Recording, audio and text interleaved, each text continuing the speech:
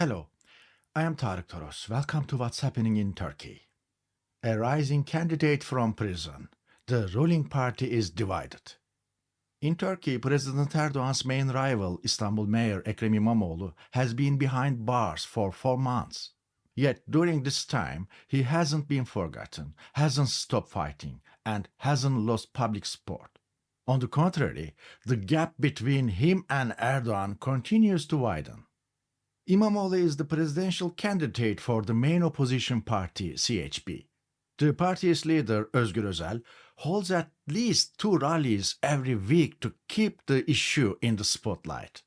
He also visits İmamoğlu regularly and uses every speech to challenge the government's crackdown on CHP-run municipalities, debunking the accusations one by one. On Wednesday, 16th of July, İmamoğlu appeared in court for allegedly insulting the chief public prosecutor who led the investigation against the Istanbul municipality. His court hearings feel more like political rallies. His speeches are interrupted by applause from CHP supporters. In his latest hearing, İmamoğlu spoke directly to Erdoğan. "In this beautiful country, I am a threat to only one person. I've beaten him 4 times at the ballot box. I'll beat him a 5th time. I'll keep fighting. My determination is beyond anything you can imagine." Although it's not permitted, voice recordings, photos, and short video clips from the courtroom quickly spread across social media, garnering millions of views. The CHP has called for the hearings to be broadcast live on television. In a surprising twist, Erdoğan's ally, the MHP, backed the idea. Erdoğan himself expressed support. However, members of the ruling AKP have claimed that, under current conditions, such a broadcast is simply not feasible. Some between AKP are openly uncomfortable with how far these investigations have gone. Many think the cases and arrests targeting CHP may actually backfire and lead to big losses in the next election. In just the past 9 months, 17 CHP mayors have been removed from office and jailed. A large part of AKP's own supporters believe these are politically motivated moves. But here's the key point. Many voters who supported the ruling party no longer believe Erdoğan can solve Turkey's problems. And more than half of those who backed him in previous elections now say, "We don't want him to run again." A historic diagnosis. Erdoğan can no longer govern. In recent months, opposition leader Özgür Özel has stood out with his energy and strong performance. This week, for the first time, he openly questioned President Erdoğan's physical and mental fitness to lead the country. At a rally, Özel said Erdoğan has grown old. Later, on a live TV show, he went further. Erdoğan has reached an age where he has lost his judgment and his ability to govern.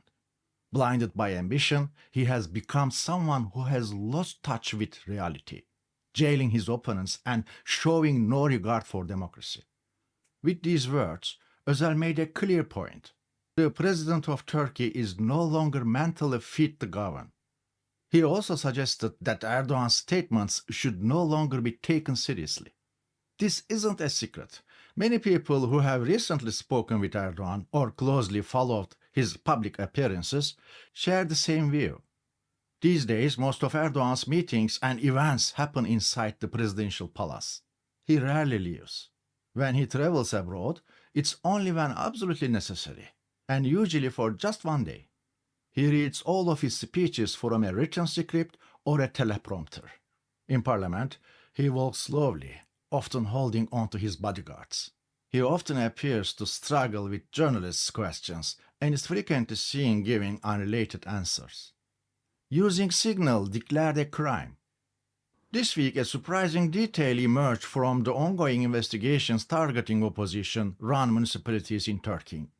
A pro-government newspaper reported that Turkish prosecutors are now treating the use of Signal, a popular encrypted messaging app with nearly 100 million users worldwide, as criminal evidence. In the investigation into the Istanbul Metropolitan Municipality, one official's phone was examined, and the presence of Signal was flagged as suspicious. even though the app is freely available and widely used around the world. But this isn't the first time Turkey's courts have taken this kind of approach. Years ago, another encrypted messaging app called Bilog, which could be freely downloaded from the internet, was used as evidence to prosecute tens of thousands of people. Many received over 6 years in prison, just for using the app. International courts, including the European Court of Human Rights, have criticized this double standard.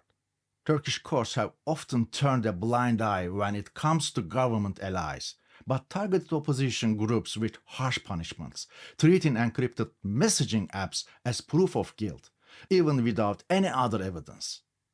The quietest anniversary was 15 July a coup or a setup.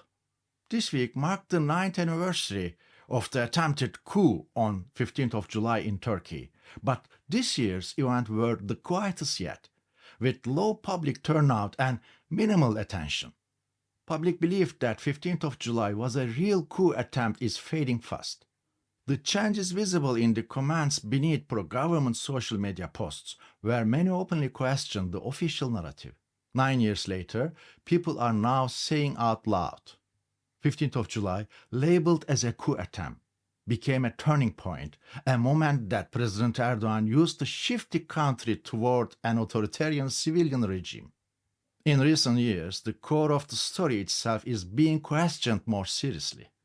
For example, the Chief of General Staff at the time, supposedly the victim of the coup, is now accused of being the leader behind it, yet no one dares ask him directly. The head of Turkey's intelligence agency failed to warn the government in advance, even though he had received early information. He was never held accountable and was later promoted to foreign minister, which many see as a serious contradiction. The man tried as the #1 suspect, General Akın Öztürk, former Air Force commander, has said he was tricked into going to the coup command center and was set up by others. Witness testimonies support this. The United Nations has issued 2 urgent calls for his release on 14th of May and 17th of June. But despite these international rulings and repeated appeals, nothing has changed. Akın Öztürk remains in prison. Kurdish peace process on hold. Trust is fading. The government's terror-free Turkey process, carried out in cooperation with the pro-Kurdish DEM party, has now entered a pause, mainly due to the summer break. Most recently, President Erdoğan openly named the pro-Kurdish DEM party and said, "We will move forward in this process as 3 parties together." This raised questions. Is the DEM party becoming part of the government? But both government officials and DEM party leaders quickly responded, stressing that this is just a process alliance, not a power-sharing deal. 9 months in, here's the picture. The Kurdish side has taken every step the state demanded. In return, the state has not made a single move, not even a gesture of goodwill. Despite the European Court of Human Rights issuing its 3rd ruling against Turkey, Selahattin Demirtaş and Figen Yüksekdağ, former co-chairs of the party, remain in prison as Turkish courts once again rejected their appeals. DEM party officials said a problem that has lasted 50 years can't be solved in 50 days. Their message hints that tensions will grow in the second half of the year. I am Tarık Toros. Thanks for watching What's Happening in Turkey. See you next week.